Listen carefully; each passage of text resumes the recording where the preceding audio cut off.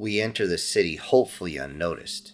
We were down so close to the ground that I swear I was going to catch the base of me on the ground as we changed into our human forms and slid into this hole. We immediately pulled our weapons up to make sure anybody reached in to try and grab us would end up with a nasty surprise, but nothing. Now that we're in this city, Slipstream and I start walking around. We start looking for any type of opening, any hole, anything we can look through to survey the area. I don't have any type of sensor data that I can simply set up and read all these tunnels. So we simply have to walk around and try to figure out where we are as we find any type of opening, any crack we can look through. Unfortunately, the walking is really slow. And at that point, I start cursing under my breath, if I had breath anymore. I want my Willie's Jeep back. I remember that the Purple faction had grabbed my Willie's Jeep, and I'm sure for a while they were playing with my Willie. I guarantee they examined my Willie. Maybe they even were riding my Willie for a while, but regardless, right now I'm sure they have a complete firm grip on my Willie and they wouldn't let it go for nothing. As we walk around these very small corridors in the bowels of this city, one thing is perfectly clear. Our wings are becoming an issue inside here. I mean, I try to keep them cranked back or down, but they keep catching on one obstacle or another, sometimes a doorway, sometimes an intersection. It's worse when I couldn't see. However, as I thought I wish I had night vision, the helmet once again dropped down something in front of my optics, and once again I realized this is the best night vision.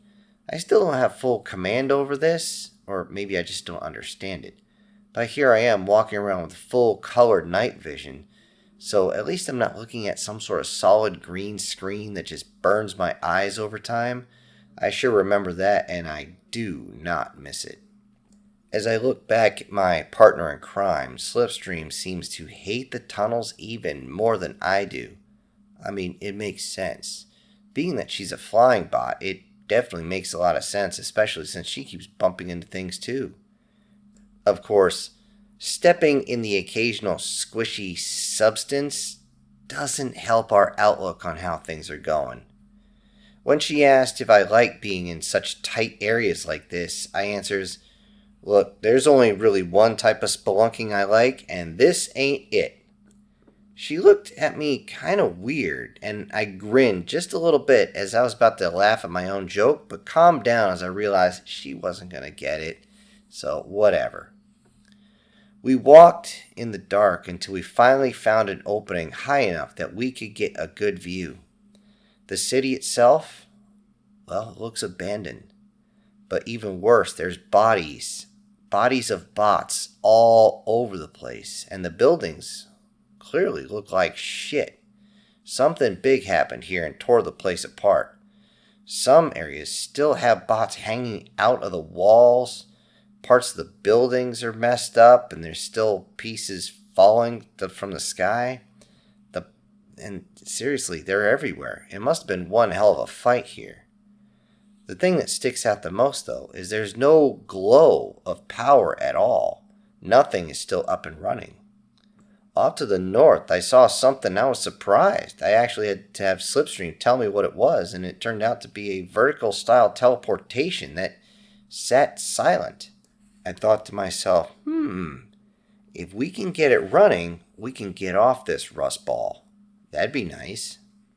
Seeing that this entire city seems to be abandoned, we step out and travel in the light of day. Our sensors are on high alert just in case something does come out. We make sure we're not too close to the walls just to make sure somebody's arm doesn't reach out and grab us. We walk a bit, examining a few areas before moving on, and the situation doesn't get any better. We don't find any lifeblood or anything there to eat either because, trust me, we looked.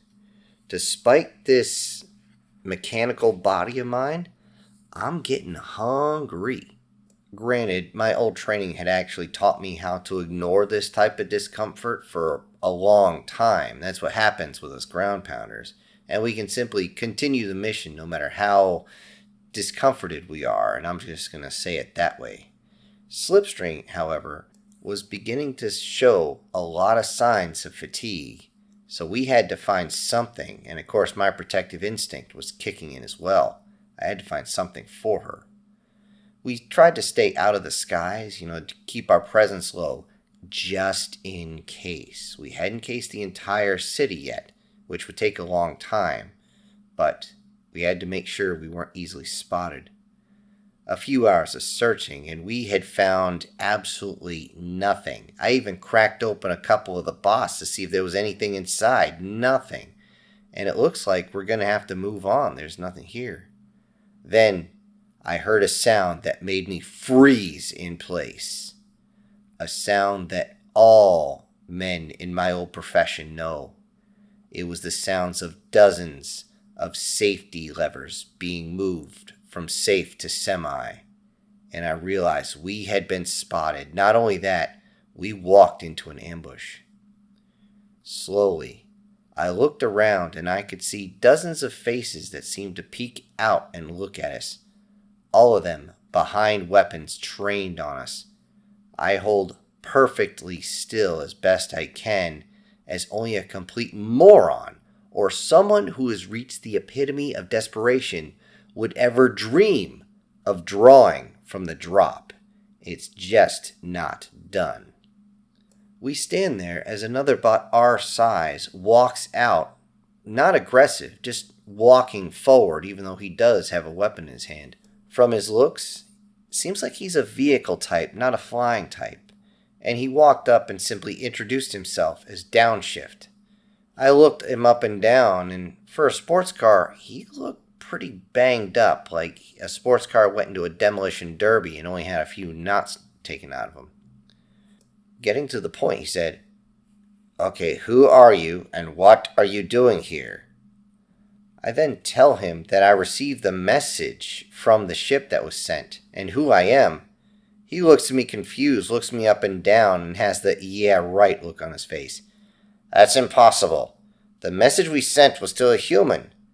"Yeah, I was human," I told him. "Now, thanks to Primus, I am now this." "You lie poorly. There is no possibility that such a thing could happen." "Really?" I asked him. "Then explain her," as I point towards Slipstream, actually putting my fingertips right on her shoulder. I say, "She used to be something else. Now she's one of us." Many of them move in close to recognize her, and once they do, they look over towards her wings and realize she does no longer carry a faction symbol. They all seem confused for a moment, and they seem to be chattering with each other, trying to figure out what in the hell is going on. Suddenly, they all turned towards the east and got very, very nervous. Downshift says, We would like to hear more, but we need to get inside. Now!" Then he grabbed a hold of me and rushed us both inside as the sound of vehicles approaching grows louder and louder and louder in the distance. As I take a quick look before I get inside, I can see a dust cloud coming up. I want to see, and I'm shown to a small crack in the wall. I'm told to stand back from the crack so I'm not noticed, but I can simply watch from there. We see as the average-sized robots roll in, but these are very dirty, jerry-rigged almost, as it looks like most of their parts are barely holding on. The robots are on motorcycles as they rolled in. It looks like something from some sort of post-apocalyptic movie, as they're simply talking in a strange language. I'm having a lot of trouble figuring out what it is. It's like listening to a TV when you flip the channels real quick, or you're trying to adjust the aerials back in the day. And just after the riders dismount, the bike themselves change into other humanoid forms, all armed with some sort of chained maces or other melee weapons. Although I do see small weapons on them, it seems as though they want to make things up close and personal. I see this, and I begin to prep my weapons, and two of the locals actually put their arms up in front of me and motion not to do anything. They completely stop me from shooting to give away our position. I hear one whisper, Let them take what they want and leave. They start going through all the different parts of bots, tearing open bots that I even looked into and realized there's nothing. Some of them rip off parts of these dead bots and either add them to or replace parts on their own bodies, actually reaching up and pulling off parts like it's nothing. This group of junky robots was very unorganized, and they were willing to fight each other over the smallest parts if they found something they thought was quality. However, out of all of this, it was clear they were doing one thing specific. All of them were looking for some sort of energy source. It seemed like any bot's body was cracked open. Even if it was already cracked open, they split it in half and tossed it off to the side, looking for anything. Some of them tried to go inside buildings, and some of the buildings actually started to fall over. Seeing them laugh as one of them was crushed and completely went offline, then a few of them realized, wait, there's an energy source, and they went in there like some sort of zombie horde, tore them apart, and ate whatever was inside. At that point, I had enough, and we went deeper inside the belly of this building. We had to maneuver through several tight corridors before we finally found the main area where these bots my size were holding up. The human-sized bots were all over the place, and they all look terrible. It was clear that this was a refugee camp with very little resources compared to its space. As I looked around, there was very little light, and it was very depressing, with many of the bots damaged due to being chased down, some of them missing parts. Some of them even had 1,000-yard stare in them as they just sat there, sometimes holding an old injury. They just kind of sat there. One or two was even worse as they sat there, held themselves almost in a fetal position, and rocked back and forth or shook uncontrollably. I've seen this before, and then I looked closer and I realized not a single one of these human-sized bots has any type of decals on them. It was strange, but actually comforting at the same time. But still, I looked around, and these folks are in a bad way. Slipstream and I were sat down at a table and asked to explain everything, and I did. I explained how the shuttle had crashed, and unfortunately everyone was lost in there, and what I did afterwards. Then how I broke into the teleportation system and was actually pissed off that I ended up somewhere else away from here. It would have been easy if I could just use that dang circle that's out there, and instead I had to make my way across the planet and across the primitive lands, which a few of the bots actually turned and looked at me a little bit when they said, "No, you couldn't survive there." I just said I had help. Then I told them how I linked up with Slipstream, how she owed me a favor before, but now we're in this together, how we almost crashed and burned, how we almost got ate by a spider, met Infiltrating and Primus, got into another firefight, and of course, at that point I told him that we may have lost Skyfire, which a few, once again, hung their heads. And then I told him, yeah, after all that, now I'm here, and now you know what's going on.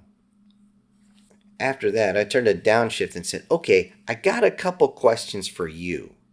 Like, why in the hell the teleportation didn't work over here? He simply explains that since the one in the city was not functioning, the signal actually would immediately go to the most direct line compared to its point of origin, which means whichever one was facing towards Earth at that time was the one it would link up to. And it has to do this in a fraction of a microsection, or I would just be turned into particles so small that even at the quantum level, they'd look at it and go, what the hell is that? Then I asked him, what happened to everybody? When I left, you guys were working together with larger bots, and you almost had your freedom. What the hell is going on? What is this? I was told that everybody was so down and depressed because even those that said they would protect the human-sized bots, as in the average-sized bots, would turn around and force the smaller ones into servitude. The few that got away are in different locations, one of which is right where we are. Although many that are there watch their friends get captured or killed. If they wouldn't submit, they were just crushed, or in some cases eaten.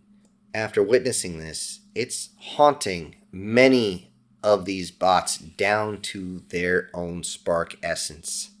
I pause for a second because I can relate. Maybe a bit too much. I may have all my parts now, but before the Primus did whatever the hell he did to me, yeah, let's just say I wasn't exactly all there.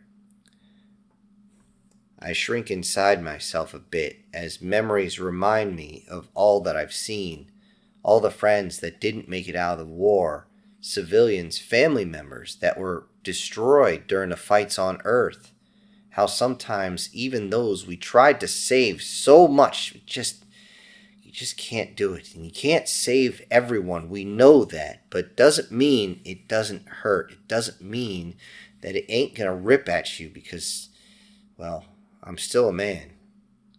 Pull myself back out of it. I asked about Swindle, hoping he got away, hoping that maybe he was able to break free of whoever just grabbed him on that video.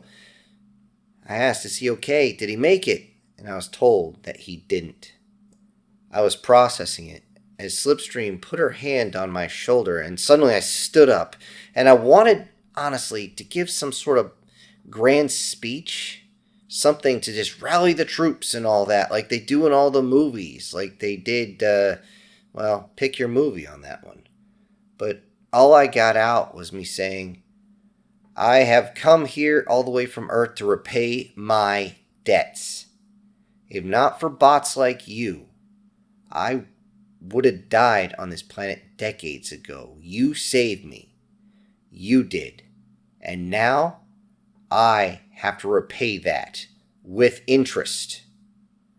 Some looked at me almost hopeful for a second, but most are too broken inside to even care. Yet the only thing going through my mind at that point was an old phrase that I heard. Depression, just like fear, is best dealt with action. Sometimes it's not knowing what to do, but at least doing something. So let's get to work. I look at Downshift and I ask him, why does everybody look like they can't repair themselves? Are you guys not eating? He told me to follow him and he'll explain everything on the way. By the time I got there, I'm looking into a dry mine that used to be where they harvested the crystal type of energy that we consume. I asked how long ago did they send the shuttle that crashed at my house, because I know from the video that they had something.